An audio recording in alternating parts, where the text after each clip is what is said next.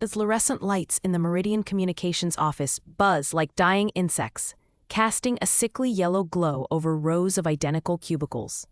Violet Casey sits at her desk, third row from the window, permanently out of reach of natural light, staring at a spreadsheet that makes her eyes water. Or maybe that's just exhaustion. It's hard to tell anymore.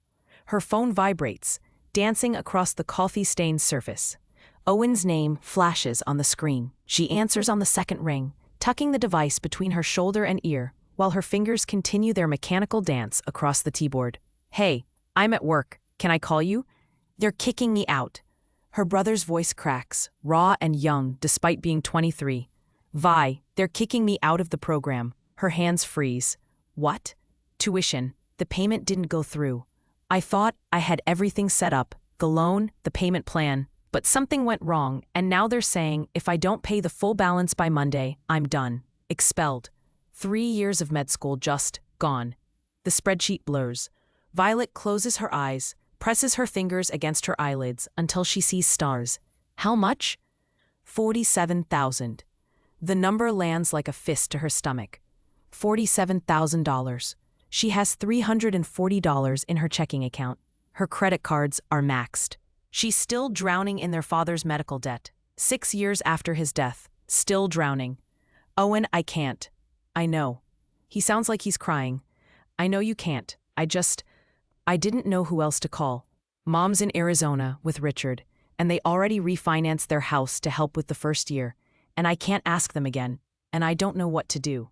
Violet made a promise. The night their father died, machines beeping their monotonous farewell. She'd held Owen's hand and promised, "You'll finish school. You'll become a doctor. I'll make sure of it. I'll figure something out," she hears herself say. "Just give me until Monday. I'll figure it out." She ends the call before he can respond, before he can hear the lie in her voice. The office feels smaller suddenly, too bright, too loud with the clicking of keyboards and the passive-aggressive hum of the printer that's been broken for 3 weeks. Violet pulls up her bank account, as if the numbers might have magically changed in the last 5 minutes. They haven't. Working hard or hardly working? Violet looks up to find Victoria Pemberton standing beside her cubicle, a vision in cream silk and superiority.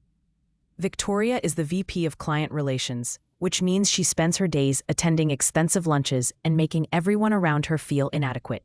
She's good at her job. "Just finishing the Henderson proposal," Violet says, minimizing her bank account window. Victoria's eyes, ice blue and sharp as surgical instruments, flick to Violet's second monitor, the one with the pitch deck for the Riverside Women's Shelter open. Pro bono work. Violet does it on her lunch breaks, after hours, whenever she can steal a few minutes. The shelter can't afford proper marketing, and someone needs to help them. "That's not a Meridian client," Victoria observes. Violet's pulse kicks. "I do it on my own time. Using company resources, company computer, company software." Victoria's smile is razor thin. "That's technically theft, you know. It's a nonprofit, a women's shelter." "How noble." Victoria picks up the proposal from Violet's desk, skims it with theatrical disinterest. "Still theft, though. I wonder what HR would say." Violet stands, snatching the proposal back. She's 5'6" in flats. Victoria towers over her in Louboutins. "What do you want?" "Want? Nothing. I'm simply concerned about company policy." Victoria pauses, tilts her head like a curious bird eyeing a worm. "Although, now that you mention it, I do have a small problem. My assistant quit, inconsiderate girl, no notice, and I need someone to manage the coat check at the Chamberlain Foundation Gala tonight. It pays $500, cash. $500, not even a dent in 47,000, but it's something." And the way Victoria is looking at her, Violet knows refusal isn't really an option. "Fine," Violet says, "I'll do it." Victoria's smile widens, victorious. She drops an embossed invitation on Violet's desk. "The Plaza, 8 o'clock, wear black, try to look presentable." She walks away, heels clicking against linoleum like a countdown. Violet stares at the invitation. The Chamberlain Foundation Gala. Old money, new money. The kind of people who spend more on a single dinner than she makes in a month. The kind of people who look through service workers like they're glass. Her phone buzzes again. A text from Owen. "I'm sorry for putting this on you." She texts back, "Don't be, I've got this." Another lie. She's building a tower of them. The Plaza Hotel ballroom is exactly what Violet expected. Obscene. Crystal chandeliers the size of small cars. Ice sculptures sweating onto marble. Women draped. Edge in jewels that could pay off medical school debt twice over. Men in tuxedos that cost more than her monthly rent. Violet stands behind the coat check counter in her only formal dress, a simple black sheath she bought at Target 3 years ago for a funeral. It's plain, professional, invisible, perfect for disappearing into the background, which is exactly where people like her are supposed to stay. The guests arrive in waves, handing over fur and cashmere without looking at her face. She's a function, not a person. Hands. A smile that doesn't reach anyone's eyes because no one's looking at her eyes. Check this. Violet turns. A man stands before her. Tall, dark-haired, distracted. He's on his phone, barely glancing in her direction as he thrusts an expensive wool coat at her. His suit is bespoke, charcoal gray that probably cost $5,000. His watch catches the light, complex face winking like a tiny, expensive star. She takes the coat. "I'll need your..." He's already walking away, phone pressed to his ear. "I don't care what the board thinks, Michael. Push the meeting to Tuesday." Violet stares after him, coat heavy in her arms. No please. No thank you. No acknowledgement that she's a human being and not a coat rack with a pulse. 20 minutes later, he returns, still on the phone, still radiating the kind of exhausted authority that comes from too much power and not enough sleep. He holds out his hand expectantly. Violet looks at it. "Claim ticket? I didn't get one. Everyone gets one. It's the numbered tag. I know what a claim ticket is." His voice is low, smooth, and edged with irritation. "I didn't take one. Just get my coat. Sir, I have over 100 coats back here. If you didn't take a ticket..." He finally looks at her. Really looks. His eyes are gray, storm-colored, currently flashing with impatience. "Is this really that complicated? Charcoal wool, Burberry label. Just get it." Something in Violet's chest ignites. Maybe it's the 14-hour workday. Maybe it's Owen's voice cracking over the phone. Maybe it's 6 years of drowning, of being invisible, of swallowing her words and her anger and her exhaustion. Is basic human decency really that complicated? The words come out sharp, clear, louder than she intended. He stops, blinks. For a moment, something flickers across his face. Surprise, maybe recognition of his own rudeness. His eyes meet hers properly, and there's a beat of charged silence. Then his phone rings again. He answers without breaking eye contact. "Vanderbilt, I'll call you back." Pause. "No, I'm dealing with..." "Hold on." He turns slightly away, and Violet hears him say to whoever's on the phone, "The help here is remarkably sensitive." The help. The ignition in her chest becomes a wildfire. Violet steps out from behind the counter. 3 steps into the ballroom proper. Conversations around them continue, oblivious. She taps his shoulder. He turns, annoyed. "What now?" She slaps him, hard. Open palm across his face. The crack of it echoes. The ballroom doesn't go silent all at once. It's gradual, like dominoes falling. Conversations dying in waves as heads turn, as 200 pairs of eyes find them. The man stands frozen, hand rising to his reddening cheek, expression caught between shock and something else. Disbelief, maybe. Violet sees Victoria across the room, face lit with delighted malice. She sees security starting toward her. She sees what she's done, the enormity of it crashing over her like a wave. She runs. The alley behind the plaza smells like expensive garbage and regret. Violet sits on the curb, still in her Target funeral dress, shaking so hard her teeth chatter. The November air bites through the thin fabric, but she barely feels it. She's too busy cataloging the ways she's just destroyed her life. Assault. She assaulted someone. In front of 200 witnesses, at a charity gala full of Manhattan's elite. There's probably video. Someone definitely filmed it. By morning, she'll be viral for all the wrong reasons. Her phone buzzes. Email notification. She opens it with trembling fingers. From Meridian Communications HR. Subject: urgent, disciplinary meeting. Message: an incident report has been filed regarding your conduct at tonight's Chamberlain Foundation Gala. Mandatory meeting Monday, 9 a.m. Failure to attend will result in immediate termination. Violet laughs. It comes out broken, almost hysterical. Fired. She's going to be fired. Owen's tuition is due Monday. She has $340, and she just slapped one of the wealthiest men in. That was quite an exit. She jerks around so fast her neck cracks. He's standing at the mouth of the alley. The man from the coat check. His tie is loosened now, top button undone. The red mark on his cheek is already fading, but it's visible enough in the streetlight. He should look angry. Instead, he looks almost curious. "Are you here to have me arrested?" Violet asks. Her voice sounds steadier than she feels. "Should I be?" He walks closer. Stops a few feet away. Up close, she notices details she missed before.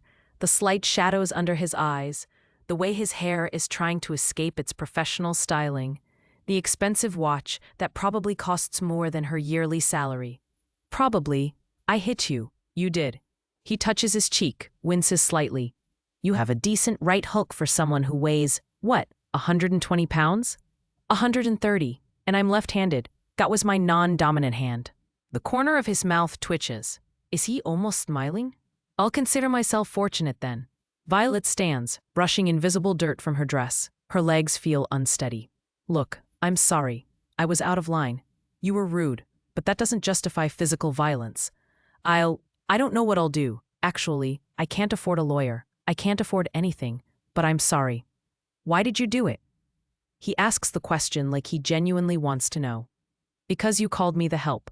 Like I wasn't even human." The words tumble out before she can stop them. "Because I've spent my entire life being invisible to people like you. Because my father died drowning in medical debt, and my brother's about to lose everything, and I'm so tired of being looked through like I'm made of glass." Silence. He's watching her with those storm-gray eyes, and she can't read his expression. "You're right," he says finally. "I was an ass.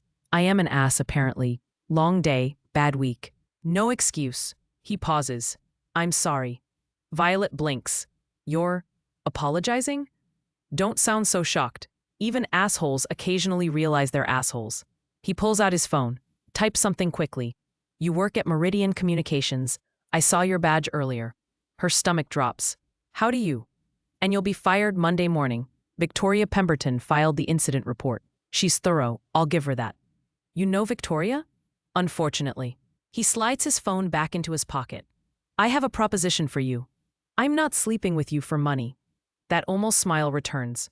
"Not that kind of proposition. I need someone to pretend to be my fiancé tomorrow. One day, family event. I'll pay you $50,000. Violet stares at him. "You're insane." "Probably.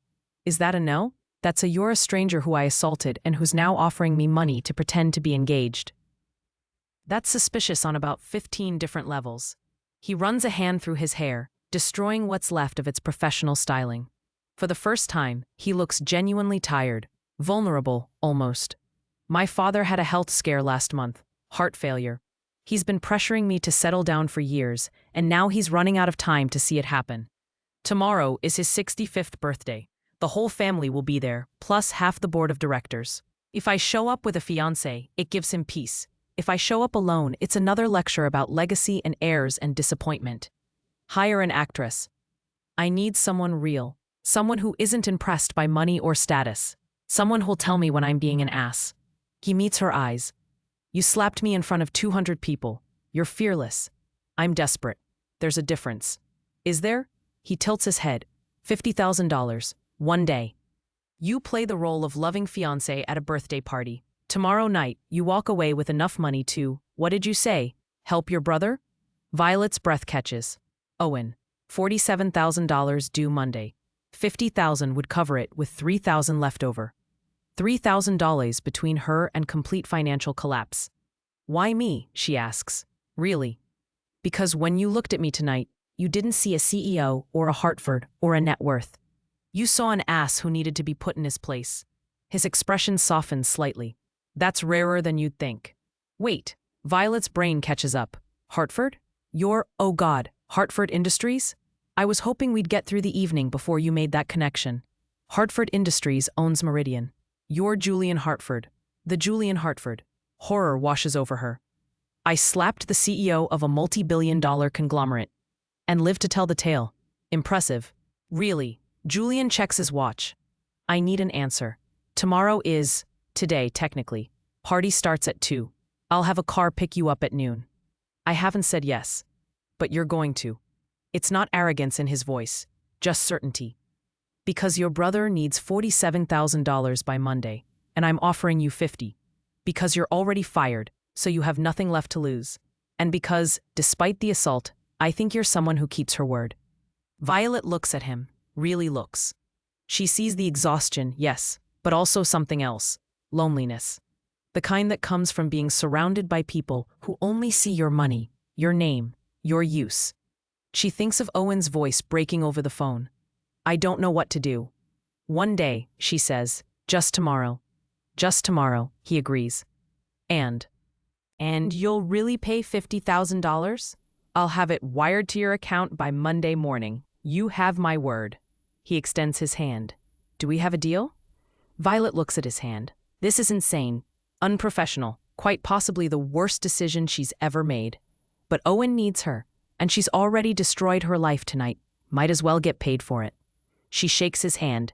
His grip is warm, firm, and sends an unexpected jolt up her arm. We have a deal.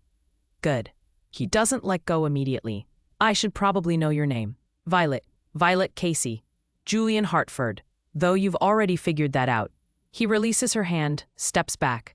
The car will pick you up at noon. Text me your address. He's already walking away when she calls after him. I don't have your number. He turns, pulls out his phone. What's yours? She tells him. Her phone buzzes a moment later with a text from an unknown number. This is Julian. Noon tomorrow. Don't overthink it. Then he's gone, disappearing around the corner into the New York night, leaving Violet alone in an alley with a deal that will either save her or finish destroying her. She looks at his contact information on her phone, realizes she never asked what his father's name is, what the family dynamics are, what she's actually walking into. Her phone buzzes again. This time, a different message. And Violet? Thank you. For the slap. I probably needed it. Despite everything, she smiles. The black town car arrives at exactly noon, sleek and expensive against the cracked pavement of Violet's Street in Queens. She watches from her third-floor window as the driver, an older man in a pressed suit, steps out and checks his phone. Her phone buzzes a moment later. Julian. He's downstairs. Take your time. Violet looks at herself in the mirror, one last time. She's wearing her nicest dress, navy blue, knee-length. Bought on clearance 2 years ago. Her hair is down, auburn waves she tried and failed to tame into something elegant. Minimal makeup, because she doesn't own much. She looks exactly like what she is, a girl pretending to be something she's not. The drive to Connecticut takes 90 minutes. Violet spends the first 30 in silence, watching the city give way to suburbs, then to the kind of countryside that only exists near old money. Stone walls, sprawling properties. Trees that has been growing since before her grandparents were born. Julian sits beside her, reviewing something on his tablet. He's wearing a different suit today, charcoal again, but lighter, more casual. If a $3,000 suit can be called casual. We should establish our story, he says without looking up. How we met, how long we've been together. You're very romantic, Violet mutters. That earns her a glance, almost a smile. Romance is for people who have time. We have an hour to make this believable. Fine. How did we meet? Honestly, at your office. I was there for the Meridian acquisition meetings last spring. You spilled coffee on me in the hallway. I what? You weren't looking where you were going, too focused on some presentation. I was annoyed. You apologized profusely. We ended up talking. He sets down the tablet, focuses on her fully now. I was charmed by how little you cared that I was about to buy your company. You treated me like a person who'd been inconvenienced by coffee, not a CEO to impress. It's detailed, specific, almost believable. How long have we been together? 6 months. Long enough to be serious. Not so long that people will question why they haven't heard about you. And why are we getting engaged so quickly? Julian's expression shifts. Something darker passes across his face. Because my father doesn't have much time left. Heart failure. The doctors give him 6 months, maybe less. He wants to see me settled before he dies, so we're accelerating the timeline. Violet's irritation fades. I'm sorry. About your father. Don't be. He's lived a full life. Built an empire. Saw his children grow up. Some people don't get that much. His voice is carefully neutral. but she hears the grief underneath. They're quiet for a moment. Then Violet asks, "What else do I need to know?" "My father is Richard Hartford. He'll be formal, probably intimidating. He'll ask about your family, your background. Be honest. He respects directness more than false pedigrees." Julian pauses. "My sister is Claire. She's a doctor, lives in London. She flew in for the party. She's warm, curious, and will definitely try to interrogate you about us." "And your mother?" "Died when I was 16. Car accident." He says it the way someone might mention the weather. Factual, distant. "I was driving." Violet's breath catches. "Julian, we're here." The car turns through massive iron gates. The driveway is lined with old-growth oaks, their branches forming a cathedral ceiling overhead. And then the house appears. Except calling it a house is like calling the ocean a puddle. The Hartford estate is Georgian, all red brick and white columns. Lumnins and windows that glitter in the afternoon sun. It's not just wealth, it's legacy. Generations of power made tangible in stone and glass. "Jesus," Violet whispers. "Technically it's called Ashford Manor. My great-great-grandfather built it in 1887. Julian's watching her reaction carefully. Having second thoughts? "I'm having 50th thoughts." She turns to him. "I don't belong here." "Neither do I most days." He says it so quietly she almost misses it. Then, louder, "You'll be fine. Just remember, we're in love. Hopelessly, inconveniently in love. Everything else is details." The driver opens her door. Violet steps out onto gravel that probably costs more per square foot than her apartment's flooring. Her legs feel unsteady in heels she's not used to wearing. Julian appears beside her, offering his arm. When she takes it, his hand covers hers, warm, steadying. "Breathe," he murmurs. "Right here." "That's what worries me." His quiet laugh surprises them both. The front door opens before they reach it. A woman in her late 20s bounds out, all energy and genuine warmth. She has Julian's dark hair but warmer brown eyes, and she's wearing jeans and a cashmere sweater, like this massive estate is just home, not a monument. "You must be Violet." Claire Hartford pulls her into an unexpected hug. "God, you're real. I was half convinced Julian made you up." "Claire." Julian's voice carries a warning. "What? You've been dodging my calls for weeks, and suddenly you have a girlfriend serious enough to bring to father's birthday?" Claire pulls back, studying Violet with open curiosity. "I'm allowed to be skeptical." "I'm real," Violet manages, "and it's nice to meet you." "Come on, father's in the garden with the guests. He's dying to meet you." Claire links her arm through Violet's, steering her toward the house. Over her shoulder, she calls to Julian. "She's delightful. Don't screw this up." Inside, the manor is exactly what Violet expected.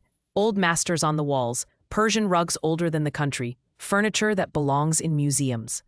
But Claire doesn't give her time to gawk, leading them through corridors and out French doors to a sprawling garden where 50 or so people mingle with champagne and careful conversation. "Father," Claire calls, "come meet Violet." A man detaches from a group near the rose garden. Richard Hartford is 70-something, silver-haired, with Julian's build and a face that's probably intimidating in boardrooms. But as he approaches, Violet sees something else.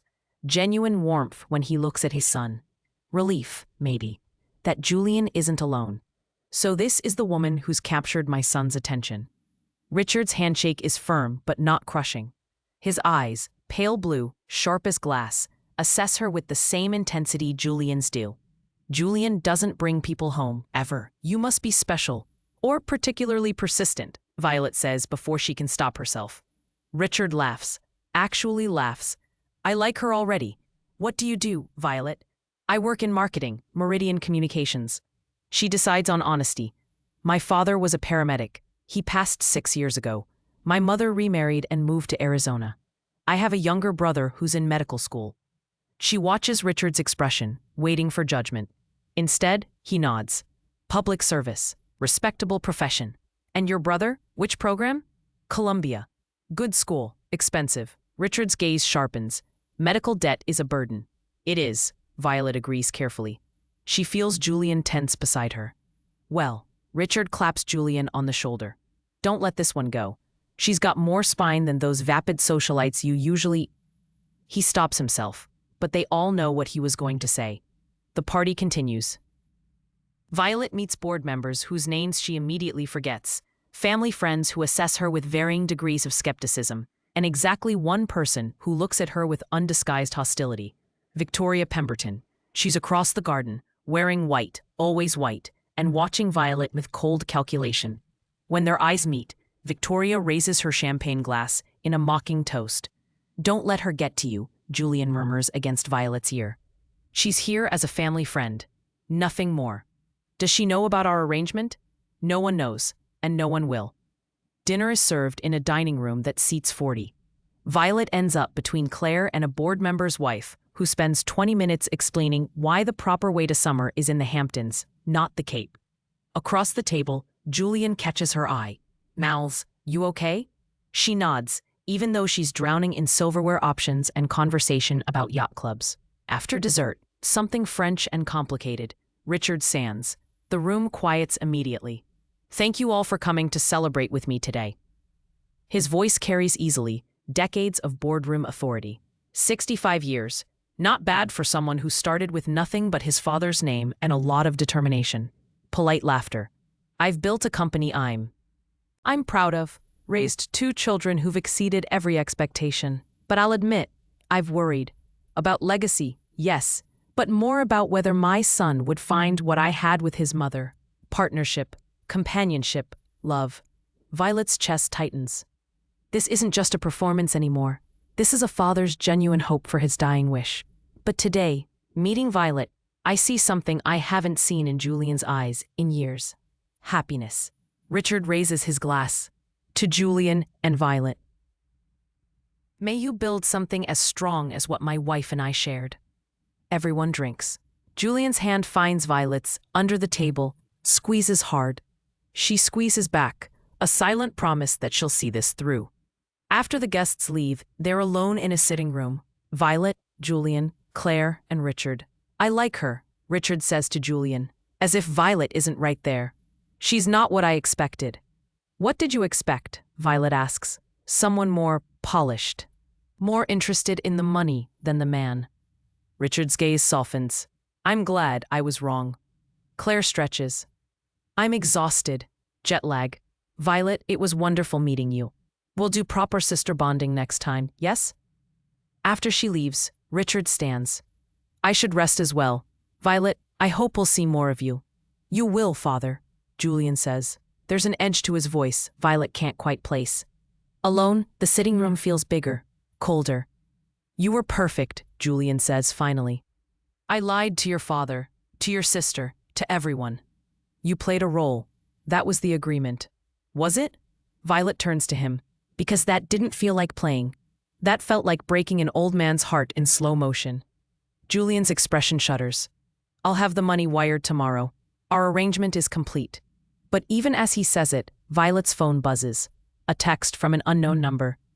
"We need to talk about your fake fiancé situation. Call me." Victoria. Her blood runs cold. "Julian." His phone rings. He answers, listens. Then his face goes pale.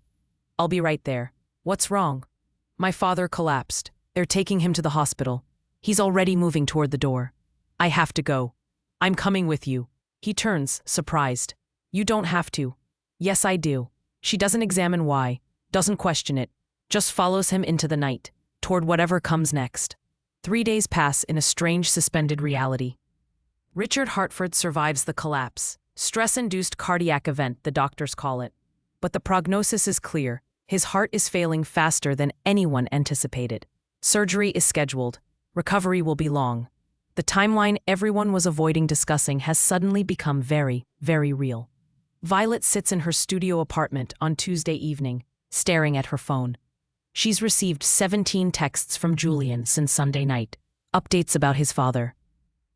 Apologies for the abrupt ending to their arrangement. And then, Monday morning, a bank notification, $50,000 deposited into her account. She transferred $47,000 to Owen's school immediately. Her brother called, crying with relief, asking where the money came from. She lied, said she'd taken out a loan, added it to her tower of falsehoods. Now her phone buzzes again. Julian's name on the screen. "Julian, can we meet? I need to talk to you." Violet stares at the message. Their arrangement is over.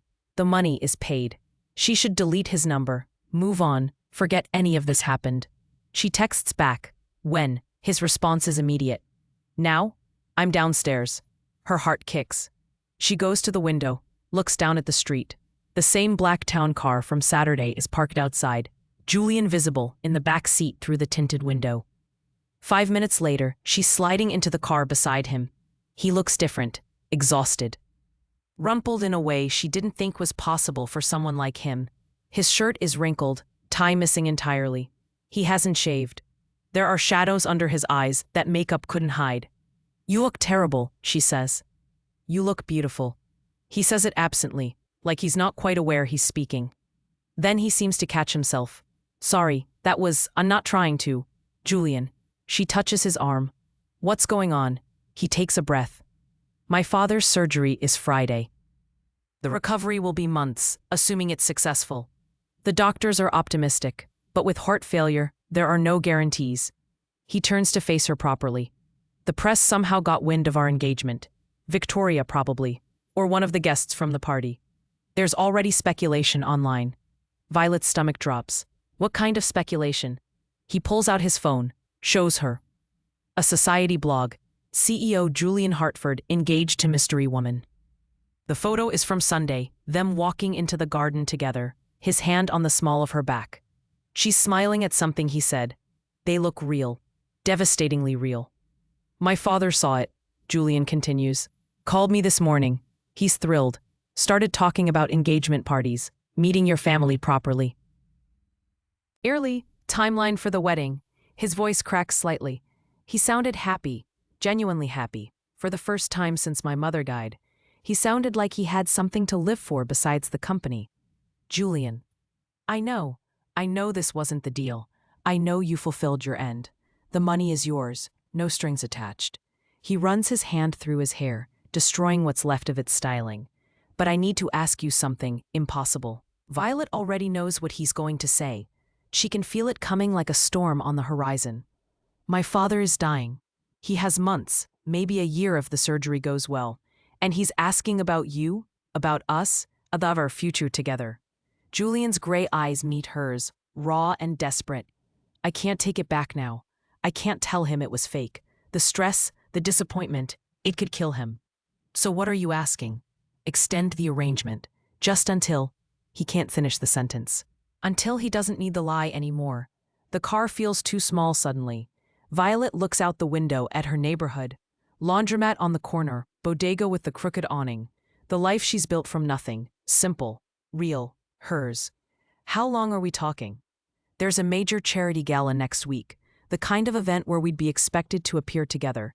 After that, we maintain appearances publicly. Dinners, occasional events. You'd need to move into my penthouse. Separate bedrooms, he adds quickly. For authenticity, if anyone checks. You want me to move in with you. I want to give my father peace before he dies. Julian's voice breaks. I'm not proud of lying to him, but I'm more afraid of taking away the one thing that's making him happy right now. Violet closes her eyes. She thinks of Richard Hartford's face at the party, the genuine warmth when he looked at her. A relief in his voice when he talked about Julian finding someone. She thinks of her own father, dying in a hospital room, and how she would have done anything, lied to anyone, to give him one more moment of happiness. $200,000, Julian says quietly. I'll pay you $200,000, and I'll make sure Victoria can't touch you professionally. You'll never have to work for someone like her again. This isn't about the money. Then what is it about? Violet opens her eyes, looks at him, really looks. She sees the grief he's trying to hide, the desperation, the guilt. She sees a man watching his father die and grasping at anything that might ease that passing. She sees herself at 21, holding Owen's hand in a hospital hallway, promising impossible things. If I do this, if I agree to this, we do it right. No more surprises, no more decisions made without me. We're partners in this, or I walk. Hope flickers across Julian's face. Does that mean? It means I need details. Timeline, expectations, boundaries, everything. We can go over everything tonight. I'll have my lawyer draw up a contract. A contract? She almost laughs. You want to contract fake love? I want to protect you, legally. Make sure you're compensated fairly, that you have security if anything goes wrong. He's already pulling out his phone, typing. I'll have draft terms sent over by morning. Julian. She catches his hand, stops him. Your father just had a heart episode, maybe worry about that first. He stares at their joined hands, like he's not quite sure how they got there. Right, yes, of course. They sit in silence for a moment. Then Violet says, I need to know something, and I need you to be honest. Okay, why did you really choose me? Not the story you told about needing someone real, the actual reason. Julian is quiet for a long time. When he speaks, his voice is barely above a whisper. Because when you looked at me in that alley, after you just destroyed your own life for a moment of honesty, you weren't afraid. Everyone in my world is afraid of losing money, status, access, favor. But you weren't afraid of me. You were just angry that I'd treated you poorly. He meets her eyes. I've spent 15 years being afraid, and you reminded me what it's like not to be. Something in Violet's chest tightens, shifts. This is dangerous territory. This is how lies become truths and arrangements become complications. Separate bedrooms, she says firmly. And I keep my own life, my friends, my routine, my plans. Agreed. And when this is over, when your father, she can't say it either. When we end this, we do it quietly. No drama, clean break. Yes. Then I'll do it. The words come out steadier than she feels. I'll be your fake fiancé. For real this time. Julian exhales like he's been holding his breath for days. Thank you. Violet, thank you. Don't thank me yet. You might regret this. I regret a lot of things. This won't be one of them. The driver takes her home. Before she gets out, Julian says, I'll send a car Friday morning. Bring whatever you need for a few weeks. We'll figure out the rest as we go. A few weeks, right.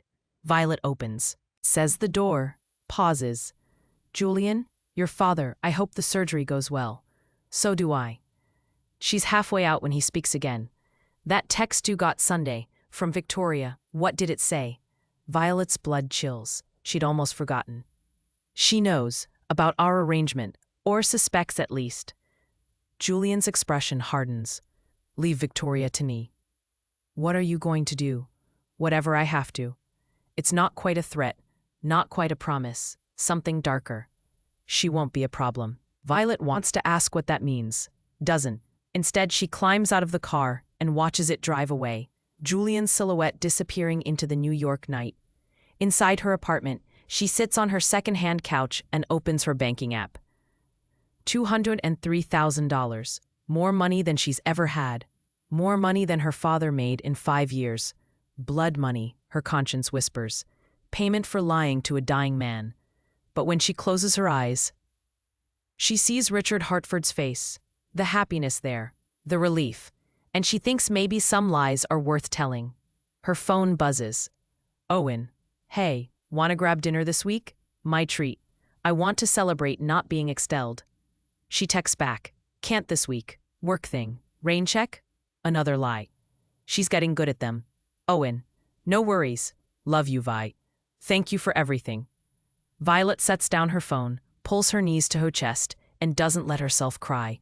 She made her choice. In 3 days, she'll move into Julian Hartford's penthouse and become someone she's not. The terrifying part is she's not sure where the performance ends and the truth begins anymore. Richard Hartford's surgery takes 6 hours. Violet spends them in a private waiting room with Julian and Claire, drinking terrible coffee and pretending to read a magazine she's turned the same page of 17 times. Julian hasn't spoken in 3 hours. He sits by the window, staring at nothing, hands clasped so tightly his knuckles are white. When the surgeon finally emerges, everyone stands at once. The procedure went well. We were able to repair the damaged valve and reinforce the arterial walls. He'll need extensive recovery, but if he follows protocol, we're looking at significant improvement in quality of life. Claire exhales shakily. Julian's shoulders drop like someone cut the strings holding him upright. Can we see him? Claire asks. He's in recovery. Give it an hour, then immediate family only. The surgeon leaves. Claire hugs Julian hard, then turns to Violet. Thank you for being here. He'd want to know you were. After she steps away to call someone, Violet approaches Julian. He's still staring out the window, but she can see his reflection in the glass. His eyes are wet. He's okay, she says softly. This time. His voice is rough. Next time, or the time after that. Don't go there. Not today. She doesn't touch him, though she wants to. Today he's okay. That's enough. Julian turns to face her. You don't have to stay. I know this isn't, we're not actually. I'm staying. And she realizes she means it. This stopped being just about money somewhere in the last 72 hours. 2 weeks later, Violet is standing in Julian Hartford's penthouse, surrounded by boxes containing her entire loaf. It's humbling, really, how little she owns. 12 boxes, that's it. 12 boxes to his 3,000 square feet of luxury overlooking Central Park. Your room is this way. She follows him down a hallway lined with abstract art that probably costs more than her childhood home. He opens a door to reveal a bedroom that's bigger than her entire studio apartment. Floor-to-ceiling windows, king-sized bed with sheets that look like they cost more per thread than she makes per hour. An ensuite bathroom with a tub she could swim in. This is mine? For as long as you need it. Julian gestures to another door. That connects to my room. I keep it locked, obviously. Privacy. Violet stares at the door. Heavy oak, ornate handle. Locked. Between them, a barrier that's somehow both comforting and disappointing. The kitchen is fully stocked, Julian continues. Cook comes twice a week, but you're welcome to use anything. Housekeeper comes Mondays and Thursdays. Building has a gym, pool. Concierge who can arrange anything you need. Julian. He stops his recitation. Yes? I don't know how to live like this. Something in his expression softens. Neither did I, at first. You'll adjust. Over the following week, they fall into an awkward domestic routine. Julian leaves early for work, returns late. Violet spends her days alternating between online courses in digital marketing and feeling like an imposter in borrowed luxury. They're polite strangers sharing space, carefully avoiding anything too personal. Until Thursday evening, when Julian comes home to find her attempting to cook dinner.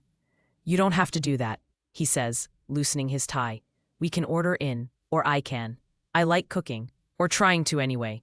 Violet stares at the pasta that's somehow both off, overcooked, and burnt. I'm not very good at it. Julian moves to the stove, assesses the damage. How did you manage to burn water? It's a gift. He laughs, actually laughs, full and surprised. Move over, I'll help. You cook? God, no. But I can't possibly make it worse. They do make it worse. 20 minutes later, they're sitting on the kitchen floor, eating takeout Thai food, surrounded by the remains of their culinary disaster. And Violet can't remember the last time she laughed this hard. We're pathetic, she gasps. We're tragic. Julian takes another bite of pad thai. 2 grown adults defeated by pasta. In our defense, that recipe was in Italian. You chose a recipe in Italian despite not speaking Italian? I was feeling ambitious. He shakes his head, smiling. It transforms his face, makes him look years younger, less like a CEO and more like the man he might have been without the weight of expectation. Tell me something, Violet says impulsively. Something real. Not the carefully curated version you show the world. Something you've never told anyone. Julian's smile fades. That's a dangerous question. I'm living in your house, pretending to be your fiancé, lying to your dying father. I think we're past dangerous. He's quiet for a long moment. Then, I wanted to be an architect. Design sustainable buildings, affordable housing, spaces that serve communities instead of just generating profit. He picks at his food.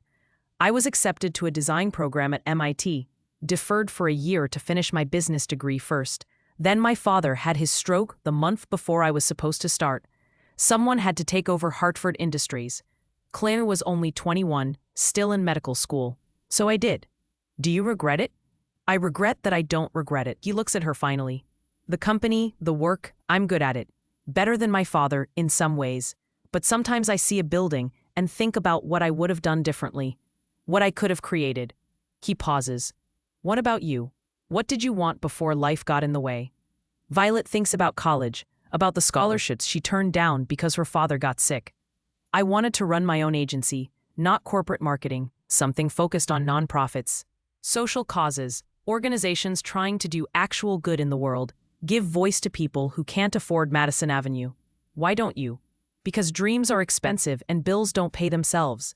They should, though. Dreams shouldn't be luxuries only the wealthy can afford. Something passes between them.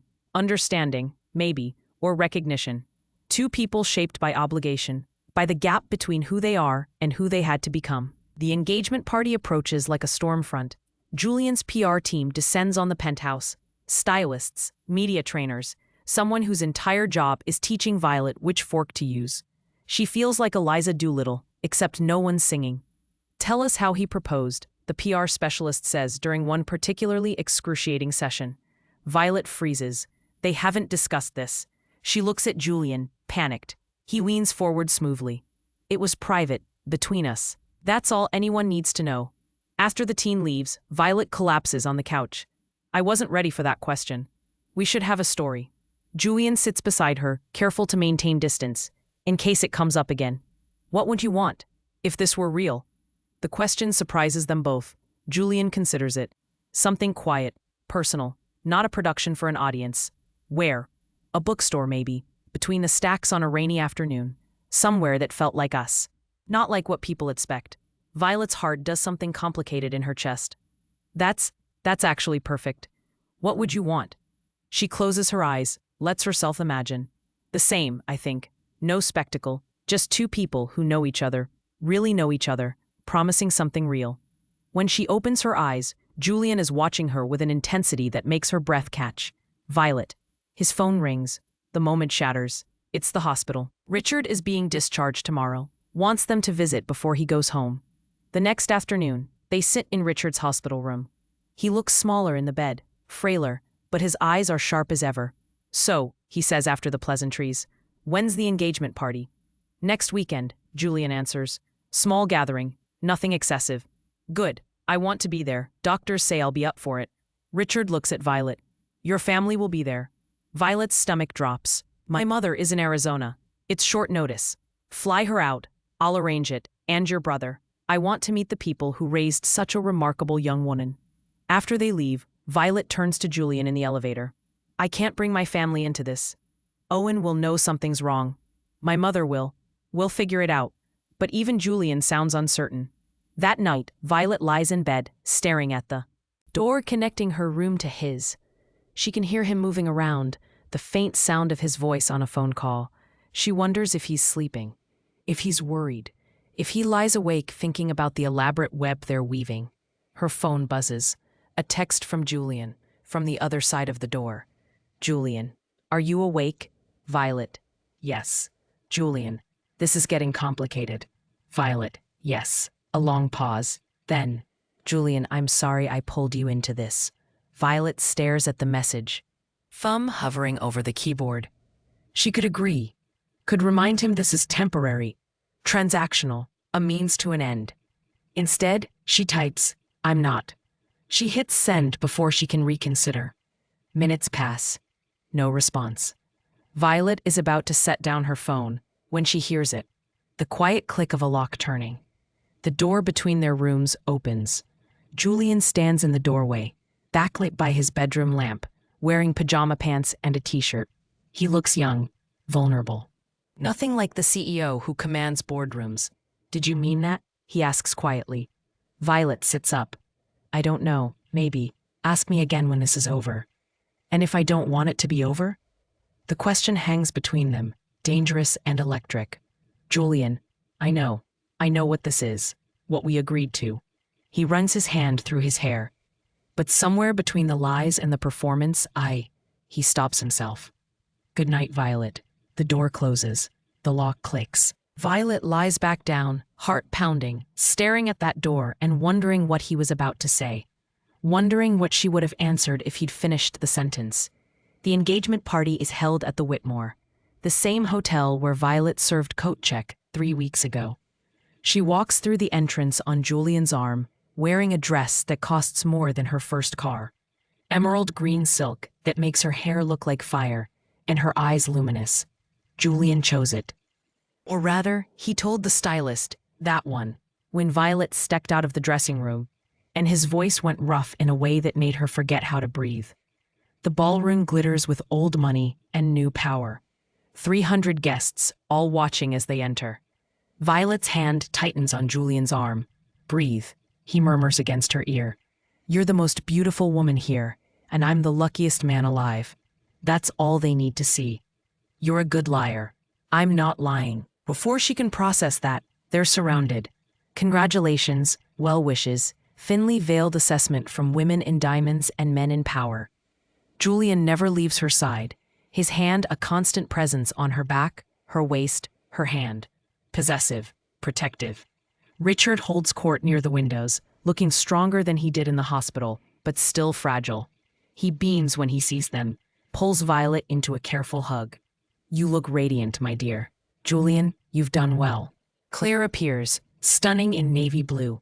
Father, stop monopolizing her. I need sister time. She links her arm through Violet's. Come, let me introduce you to people who won't immediately judge you. As Claire guides her away, Violet catches Julian's eye. He nods slightly. Permission to go. Trust. They're 3 steps away when Victoria materializes like a beautiful ghost. Violet, how lovely to see you in something other than that dreadful Target dress. Her smile is surgical. Julian, darling, we need to discuss the Meridian reorganization. Monday work for you? I'll have my assistant schedule something. Julian's voice is arctic. Victoria's attention shifts back to Violet. This must all be so overwhelming for you. His world, these people, so different from Queen's, isn't it? Victoria, Julian's tone carries a warning. I'm just saying, it's quite a leap from coat check to, she gestures vaguely at the room, all this. Claire's grip on Violet's arm tightens. Victoria, weren't you just leaving? I'm sure you have somewhere else to be.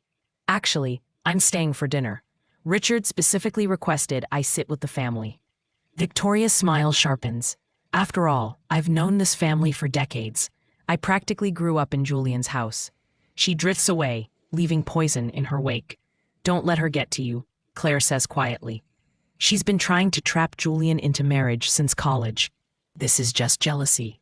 But Violet's confidence is shaken. At dinner, she's seated between 2 board members' wives who spend the meal discussing vacation homes and charity galas, occasionally directing questions at Violet that are clearly designed to highlight how little she fits. Your family couldn't make it? One asks. How unfortunate. My mother is recovering from surgery. Violet lies smoothly. She'd called her mother yesterday, made excuses about work commitments. Another lie added to the tower. My brother has exams. Of course. Columbia, wasn't it? That's where my nephew went. Wonderful school. So expensive, though. Violet feels the trap closing. Yes, the debt is substantial. But surely with Julian's resources. My brother earned his place through merit, and he'll pay his own way. The words come out sharper than intended. Some of us believe in working for what we have. Silence ripples outward. Across the table, Victoria's smile could cut glass. Julian appears beside her chair. Violet, come with me. There's someone Father wants you to meet. She lets him guide her away, his hand on her back burning through silk. You didn't have to rescue me, she says when they're alone in the hallway. I wasn't rescuing you. I was preventing you from committing murder at our engagement party. That woman is awful. Despite everything, Violet laughs. I was handling it. You're about to throw wine in her face. I know the look. He stops, turns to face her. They're wrong. About you, about where you come from, about what you deserve. You know that, right? Do I? The words escape before she can stop them. Look at me, Julian. Look at this dress, this jewelry, this life. It's all borrowed, temporary. I'm playing dress up in your world. You're not playing anything. He stops himself, jaw tightening. I'm what? His phone buzzes. He ignores it. Julian, it buzzes again, insistent. He pulls it out, looks at the screen. His expression shifts. I need to take this. 2 minutes. He walks away, phone to his ear, and Violet leans against the wall, closing her eyes. When she opens them, Victoria is standing there. Alone? How sad. Although, I suppose you should get used to it. Julian's married to his work. Always has been. What do you want, Victoria? To give you some advice, woman to woman. Victoria steps closer. You're a nice girl, earnest. You probably even believe this is real, but Julian doesn't do love. He does strategy. And right now, you're serving a purpose. Keeping his father happy, avoiding board pressure to marry someone appropriate. Someone like you? Someone from his world. Someone who understands that marriage at this level is about partnership, legacy, mutual benefit. Not fairy tales. Victoria's voice softens, almost kind. When this falls apart, and it will, it's going to hurt. Save yourself the pain. Walk away now while you still can. Why do you care? Because I've known Julian since we were children. I've seen him make ruthless business decisions without flinching. You're just another acquisition to him. A temporary solution to a permanent problem. Victoria touches Violet's arm. He's using you. And the truly sad part is, you're going to let him. She walks away, leaving Violet shaking. Julian returns minutes later. Sorry, crisis at the Tokyo office. What did I miss? Nothing. Violet pastes on a smile. Should we go back in? He studies her face. What happened? Nothing. I'm fine. Violet. I said I'm fine. She starts walking back toward the ballroom, but Julian catches her wrist. Talk to me. There's nothing to talk about. This is a performance, remember? You're performing devoted fiancé. I'm performing grateful girlfriend. Everyone's performing. The words taste bitter. We should get back to the show. Something flashes across his face. Hurt, maybe, or frustration. But he lets her go. The rest of the evening passes in a blur of false smiles and hollow congratulations. When Richard gives a toast about young love and new beginnings, Violet feels like she's drowning. When Julian slips a ring on her finger, sapphire surrounded by diamonds, his mother's ring, priceless and heavy, she wants to run. The ring is too much. The lie is too much. The way her heart speeds when Julian looks at her is too much. In the car afterward, neither speaks. The silence is suffocating. Back at the penthouse, Violet goes straight to her room. She's removing the jewelry when Julian knocks. Come in. He enters, still in his tuxedo. Bow tie undone. You've been different since the hallway.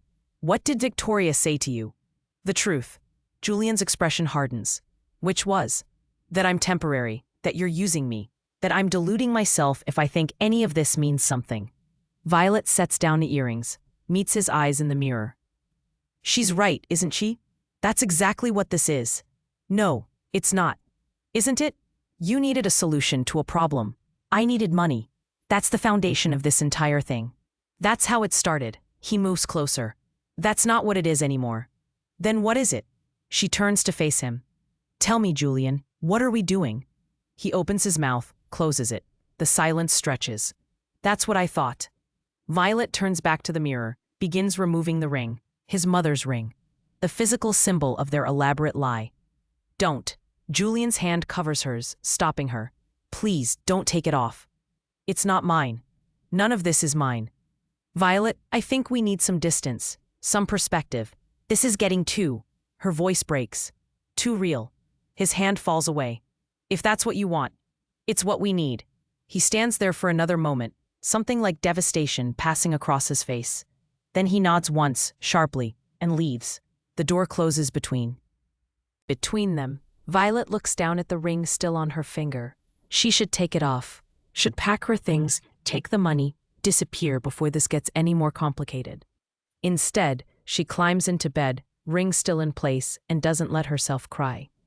On the other side of the door, Julian leans against the wood, eyes closed, hand pressed flat against the surface, like he could reach through it if he tried hard enough. His phone buzzes, a text from Victoria. Victoria. I did you a favor tonight. She was getting too attached. You're welcome. Julian stares at the message, fury rising. Then he deletes it, blocks her number, and makes a call. Security? Julian Hartford. Victoria Pemberton is no longer welcome at any Hartford properties or events. Effective immediately. Yes, I'm sure. Add her to the permanent restriction list. He ends the call, slides down the door until he's sitting on the floor. I'm not using you, he whispers to the door. To Violet beyond it. I'm falling for you, and I don't know how to stop. But she can't hear him, and maybe that's for the best. 3 weeks pass in careful distance. They share the penthouse like polite strangers, morning coffee without conversation, evenings in separate rooms, the door between them staying firmly locked. Julian leaves earlier for work, returns later. Violet spends her days working on her business plan, using the money she's earned to build something real, something hers. The engagement ring stays on her finger. She tells herself it's for appearances, tells herself it means nothing. She's lying. Owen calls on a Tuesday. Hey, I'm in the city. Coffee? They meet at a place near Columbia. Her brother looks good, healthy, happy, no longer carrying the weight of impending expulsion. He hugs her tight. I can't thank you enough for what you did. That loan? It wasn't a loan. The words slip out. Owen pulls back. What? I didn't take out a loan. Someone helped. It's complicated. She can't meet his eyes. Vi, what's going on? You've been weird for weeks. Dodging calls, making excuses. He spots the ring on her finger. Holy shit. Are you engaged? It's not. It's complicated. You keep saying that. Owen takes her hand, examines the ring. This is serious jewelry. Who is he? Before she can answer, her phone buzzes. Julian's name on the screen. She ignores it. Violet. Owen's voice goes quiet. Talk to me. Please. So she does. Not everything. Not the arrangement, not the money, but enough. That she met someone. That it's new and intense and terrifying. That she doesn't know if it's real or if she's fooling herself. Do you love him? Owen asks. The question stops her cold. I don't know. Then figure it out. Before you marry him. He squeezes her hand. You deserve real, Vi, not complicated. Real. After Owen leaves, Violet sits alone with her cold coffee and her complicated feelings. Her phone buzzes again. This time a text. Julian, we need to talk. Tonight? She doesn't respond. That evening, there's a knock on her bedroom door. She opens it to find Julian in a suit, face carefully neutral. I'm ending the arrangement, he says without preamble. Violet's stomach drops. What? My father is stable. He's doing well. The surgery was successful. He could have years, according to the doctors. Julian won't look at her. There's no reason to continue this. But the engagement. We'll end quietly. We'll say the pressure was too much. My work, the scrutiny. People will understand. He pulls out an envelope. The remainder of your payment, $200,000 as agreed, plus an additional $50,000 as severance. The envelope feels obscene in her hands. Julian, what's really going on? This was always temporary. We both knew that. His voice is flat, businesslike. I'm simply accelerating the timeline. Did I do something wrong? No. You've been perfect. That's me. He stops himself. This is my decision. I'll have movers come tomorrow for your things. You can stay tonight, of course. Take your time. He turns to leave. You're a coward, Violet says quietly. Julian stops. Excuse me? You heard me. You're running away because this got real. Because somewhere between the lies and the performance, we stopped pretending. She moves closer. I'm not the only one who feels it. I see the way you look at me when you think I'm not watching. The way you find excuses to touch me. The way you hesitate at my door every night before walking away. Violet, tell me I'm wrong. Tell me this is just business to you. Tell me you feel nothing. His jaw works. What I feel is irrelevant. Why? Because this was built on a lie. Because my father is happy based on fiction. Because when he finds out, and he will eventually, it will break his heart. Julian's composure cracks. I've lied to everyone. My father, my sister, the board. I've made you lie.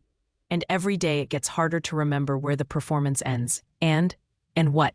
And where the truth begins. His voice drops to almost a whisper. I can't do this anymore. I can't look at you and pretend I don't. He stops. It's better this way. A clean break. Before either of us gets hurt worse than we already are. Too late. Violet's voice shakes. I'm already hurt. You're already hurting. Ending this doesn't change that. Then at least we'll hurt separately, instead of dragging this out. He leaves before she can respond, his bedroom door closing with quiet finality. Violet looks down at the envelope in her hands. $250,000. The price of her broken heart, apparently. She should feel relieved, free. Instead, she feels hollow. The next morning, she packs. It doesn't take long. She never really unpacked. Not completely. Always kept one foot ready to run. 12 boxes become 12 boxes again. Her entire life, fitting into the trunk of a car service, Julian insists on providing. She leaves the ring on the kitchen counter, his mother's ring. It was never really hers. Back in her studio apartment, everything feels smaller, dingier. The walls are too close, the ceiling too low. She's been living in luxury for weeks, and now reality feels like punishment. Her phone rings. Owen. Hey, I forgot to mention. This guy Ethan asked about you. Remember Ethan Prescott, your ex from college? Violet's brain struggles to catch up. Ethan? Yeah, he's teaching at Columbia now. Saw you in the student union yesterday and asked if you were still in the city. I gave him your number. Hope that's okay? Sure, fine, whatever. You sound weird. Are you okay? I'm fine. Just tired. She's not fine. She's the opposite of fine. But she's getting good at lying. That afternoon, Ethan texts. They arrange coffee for Saturday. Violet agrees because she doesn't know what else to do. Because sitting in her apartment thinking about Julian is driving her slowly insane. Because maybe Owen is right. Maybe she needs real instead of complicated. Saturday arrives gray and cold. Violet meets Ethan at a bookstore cafe in Brooklyn. He looks good, older, more settled. Professor chic with his glasses and cardigan. Safe, uncomplicated. Violet Casey. He hugs her warmly. You look amazing. You look good too. Professor life suits you. They fall into easy conversation. He's teaching literature, working on a book about narrative structure in modern fiction. He's exactly the same. Kind, intelligent, steady. Everything Julian isn't. I saw something online, Ethan says carefully. About an engagement to Julian Hartford? Violet's coffee suddenly tastes like ashes. That's over. I'm sorry. Don't be. It wasn't what I thought it was. Ethan reaches across the table, covers her hand with his loss. The touch is warm, friendly. It makes her feel absolutely nothing. She tries anyway. Tell me about your book. 2 hours later, walking out, Ethan says, I'd like to see you again. Maybe dinner? No pressure. Just, I missed you. I was an idiot to let you go back then. Violet looks at him, sees a good man offering a second chance, sees safety, stability, a life that makes sense. Okay, she hears herself say. Dinner sounds nice. They make plans for Friday. Ethan kisses her cheek goodbye, and Violet feels nothing, absolutely nothing. She walks home through the cold, hands shoved in her pockets, trying not to think about Julian, trying not to remember the way his eyes went storm dark when he was angry, the way his voice got rough when he said her name, the way his hands trembled that night when he almost told her. Her phone rings. Unknown number. Hello? Violet Casey? A woman's voice, professional. This is Sarah from Hartford Industries. Mr. Hartford requested I reach out regarding finalization of your consulting agreement. Would you have time this week to stop by and sign the termination paperwork? Consulting agreement. That's what they're calling it now. Sure, when? Tomorrow at 2? Fine. She ends the call, stares at her phone. One more meeting, one more goodbye. Then it's really over. She should feel relieved. She feels like she's drowning. That night, she lies in bed that's too small after weeks of luxury, in an apartment that feels like a cage, and lets herself cry. For the first time since this started, she lets herself feel it all. The loss, the grief, the devastating realization that she fell in love with someone she was only supposed to pretend to love. Her phone buzzes. A text from an unknown number. Unknown, I saw you today, with him. Professor type. Very appropriate, very safe. Is that what you want now? Safe? Her blood runs cold. She knows that tone. Violet. Julian? No response. Violet. Are you having me followed? Still nothing. She's about to set down the phone when another message appears. Julian. No. I was walking past. Coincidence. Sorry, that was inappropriate. Forget I said anything. Violet. You walked past a bookstore in Brooklyn? You live in Manhattan? Julian. I was in the neighborhood. Violet. Liar. Long pause. Then Julian. Yes, I'm a liar. We established that. Good night, Violet. She stares at the message, types and deletes a dozen responses, finally settles on Violet. His name is Ethan. We dated in college. He's nice, stable, everything you're not. She hits send, then immediately regrets it. Her phone rings. Julian's name on the screen. She answers. What? Are you sleeping with him? His voice is rough, dangerous. That's none of your business. Are you? We had coffee, Julian, that's all. But you're going to. It's not a question. You're going to date him, sleep with him, probably marry him because he's safe and appropriate and from your world. Yes, maybe. What do you care? You ended this. I care because... He stops. She hears him breathing. I care. That's not enough. I know. Silence stretches between them, heavy with everything they're not saying.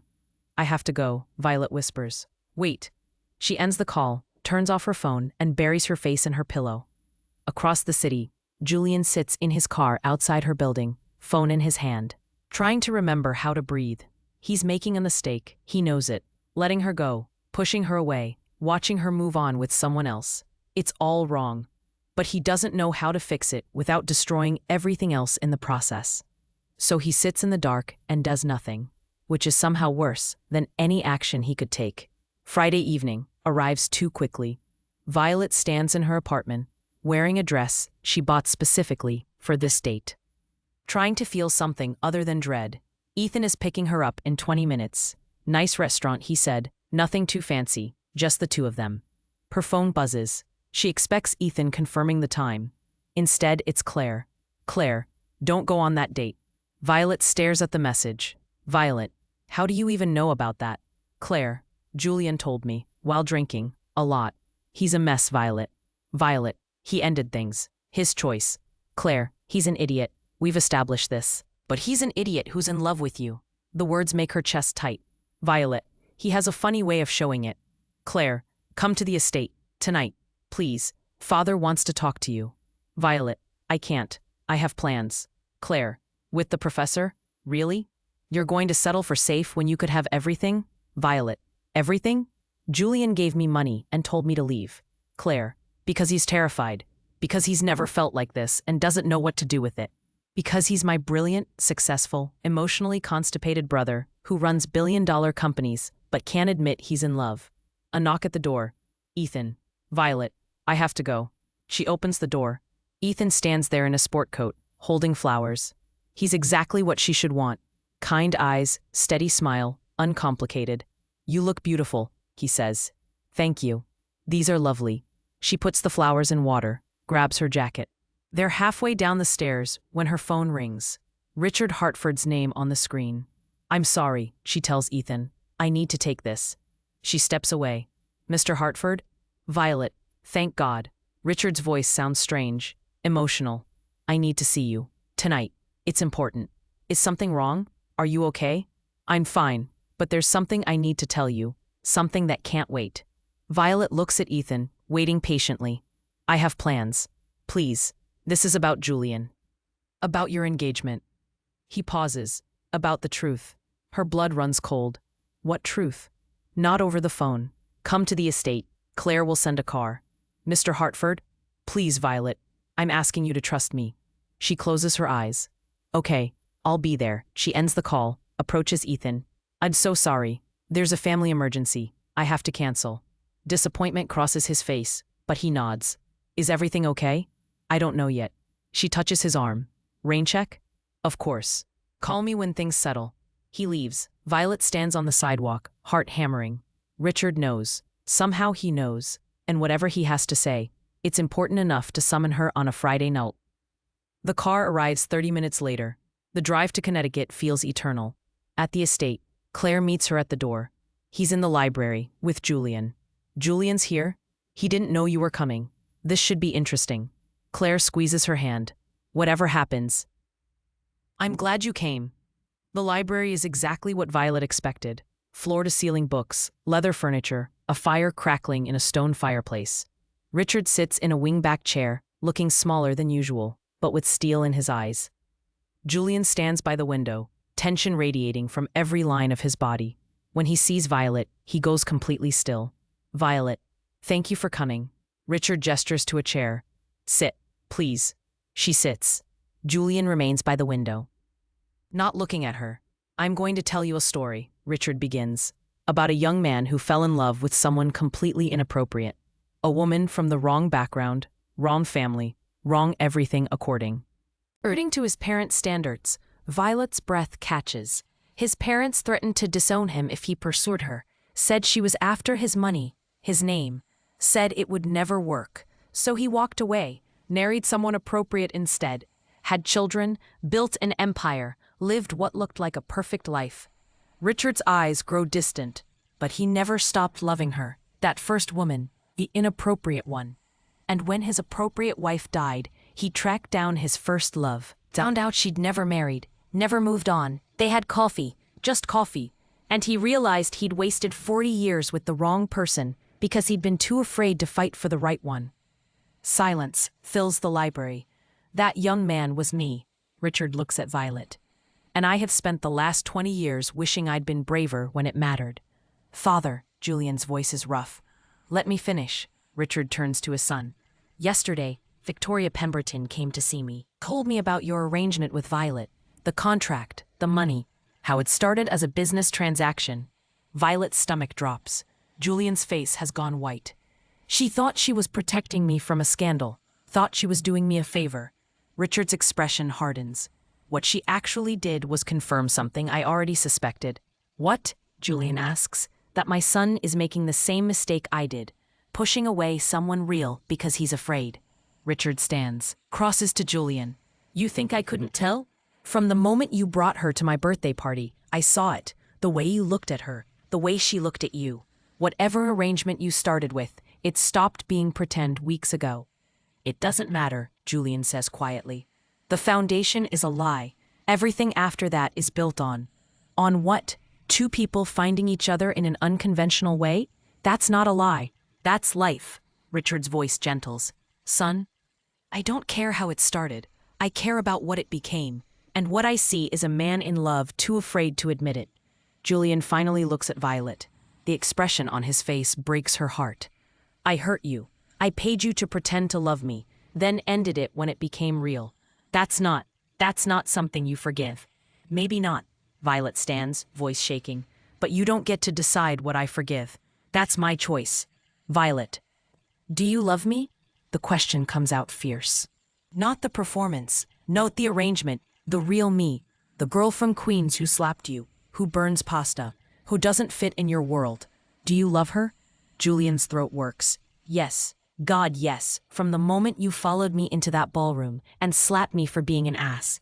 Maybe before that, in the alley, when you told me exactly what you thought of people like me. You're fierce and honest, and you see through every wall I've built. And I'm terrified because I've never felt like this about anyone. Then why did you end it? Because I didn't want you to wake up one day and realize you'd been bought, that our entire relationship started with me paying you. His composure cracks completely. Because you deserve better than a man who's so emotionally damaged, he has to pay someone to teach him how to feel again. You idiot. Violet crosses to him, takes his face in her hands. I chose to stay. I chose to extend the arrangement. I chose to fall in love with you despite every logical reason not to. You didn't buy me. You gave me a chance to see who you really are beneath all the armor. And I fell for that person.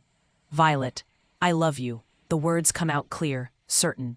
I love your terrible sense of humor and the way you pretend not to care, but you care about everything. I love that you're brilliant and broken and trying so hard to be worthy of a legacy that was never yours to carry alone. I love you, Julian Hartford. Not your money, not your name, you. He kisses her, finally, desperately, like a man drowning who's just found air. His hands are in her hair, her back, pulling her close, like he can make up for weeks of distance in a single moment. She kisses him back with everything she has, all the anger, the hurt, the love she's been carrying. When they break apart, both breathing hard, Richard is smiling. About time, he says. Now, new arrangement. Violet, you're staying for dinner. Julian, you're going to properly propose to this woman. Not with a contract, not with a business transaction, with actual emotion. Father, she's still wearing mother's ring. Claire points out from the doorway. When did that happen? Violet looks down. The sapphire ring is back on her finger. She'd put it in her pocket before the date with Ethan, unable to let it go. Julian must have seen it when he took her hands. I never actually took it off, Violet admits. Not really. Julian's smile is devastating. Good, because it looks right on you. 3 months later, Julian Hartford walks into a former warehouse in Brooklyn. The space has been completely transformed. Exposed brick, modern lighting, glass partitions creating offices. As while maintaining the open flow, a sign outside reads, Casey Agency, Marketing with Purpose. Violet stands in the middle of the main floor, directing contractors placing furniture. She's wearing jeans, hair in a messy bun, completely in her element. You're early, she says without turning around. She always knows when he's there. I have a surprise. She turns, eyebrow raised. Good surprise or you bought another building surprise? Different kind of surprise. He hands her a folder. Hartford Foundation, our new nonprofit division focused on sustainable development and affordable housing, would like to hire Casey Agency as our marketing partner. Standard rates, full creative control. No special treatment because you're sleeping with the CEO. Violet opens the folder, scans the proposal. Her eyes widen. This is a 2-year contract. 3, actually, with option to extend. He moves closer. I'm remembering that dream about architecture, about building things that matter. I can't do it full time, not yet, but I can start, and I need someone who understands what that means to help tell that story. She sets down the folder, wraps her arms around his neck. You're serious. Completely. Although there is one condition. What? You have to marry me first. For real this time. No contract, no arrangement, just us. We're already engaged. I know, but we never did it right. Julian pulls back, reaches into his pocket. We never had the bookstore proposal. The rainy afternoon between the stacks. Julian, it's July. It's not raining. I know, but I had the bookstore close early. It's just us. And I may have bribed the weather service, but that didn't work out. His smile is crooked, nervous. So it's not perfect, but it's real. And I'd rather have real with you than perfect with anyone else. Violet's eyes fill. You closed a bookstore? I bought a bookstore. Turns out they were struggling financially. Now they're not. And they have a private event space upstairs that happens to be perfect for small weddings. He takes her hand. Violet Casey, I love you. Not because you're convenient or appropriate or what anyone expects. I love you because you made me remember what it feels like to be human instead of just functional. Because you see the person I am and the person I want to become, and you love both versions. Julian, I don't have a speech prepared, no perfectly crafted proposal, just this. I want to build a life with you. I want to fight with you about burnt pasta and whose turn it is to pick the movie. I want to wake up to you every morning and fall asleep beside you every night. I want real with you, forever, if you'll have me. Yes, the word comes out choked. Yes, you beautiful idiot, yes. He kisses her there in her agency, in the space she built, in the life they're creating together. When they break apart, Violet realizes Claire is standing in the doorway with Richard. You invited an audience to your proposal? Violet laughs. Family, Julian corrects. I wanted them here, wanted them to see me do this right. Richard approaches, pulls Violet into a careful hug. Welcome to the family, my dear. Officially, this time. 6 months later, they marry in that bookstore. Small ceremony. Owen, Claire, Richard, a handful of close friends. No society reporters. No performance. Just two people who found each other in the strangest way and chose each other every day since. Violet wears simple ivory, flowers in her hair instead of a veil. Julian cries during his vows. Richard cries during his speech. Even Claire gets misty, though she denies it. At the reception, held at the agency because Violet insisted, Owen pulls his sister aside. I'm proud of you, Vi. For what? For choosing complicated, for choosing real. He nods toward Julian, who's dancing with Richard. He's good for you. Yeah, Violet agrees, watching her husband. Her husband. The word still feels surreal. Yeah, he really is. That night, back in the penthouse that's now truly theirs, Julian finds Violet on the terrace overlooking the city. Mrs. Hartford, he says, wrapping his arms around her from behind. I'm keeping Casey professionally. I know, I like it. He rests his chin on her shoulder. Any regrets? About marrying you? None. She turns in his arms. About slapping you that night? Maybe one. What's that? That I didn't do it harder. She grins. Might have knocked some sense into you sooner. He laughs, the sound free and genuine. I love you. I know. You paid me $250,000 to figure it out. Best investment I ever made. She kisses him under the stars, the city sprawling below them, their whole lives ahead of them. Started with a slap, built on a lie, became the truest thing either of them had ever known. Sometimes the best love stories start in the strangest places. Sometimes you have to pretend to find what's real. And sometimes, the person you hire to fake a relationship becomes the only real thing in your carefully constructed world.